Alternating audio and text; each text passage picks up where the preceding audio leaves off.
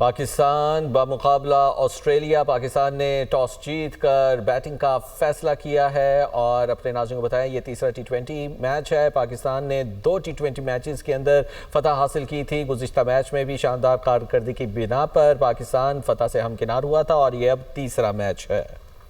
Pakistan बमुकाबला Australia. Pakistan ने toss जीत कर batting का फैसला किया है और अपने नाज़रीन को बताया ये तीसरा टी20 मैच है। पाकिस्तान ने 2 टी20 मैचेस के अंदर फतह हासिल की थी। गुज़िश्ता मैच में भी शानदार कारकर्दगी की बिना पर पाकिस्तान फतह से हमकिनार हुआ था और ये अब तीसरा मैच है।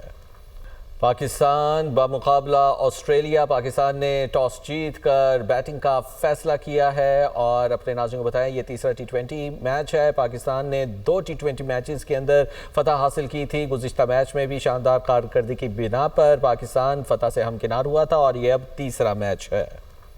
पाकिस्तान बमुकाबला ऑस्ट्रेलिया। पाकिस्तान ने टॉस जीत कर बैटिंग का फैसला किया है और अपने नाज़रीन को बताया ये तीसरा टी20 मैच है। पाकिस्तान ने 2 टी20 मैचेस के अंदर फतह हासिल की थी। गुज़िश्ता मैच में भी शानदार कारकर्दगी की बिना पर पाकिस्तान फतह से हमकिनार हुआ था और ये अब तीसरा मैच है।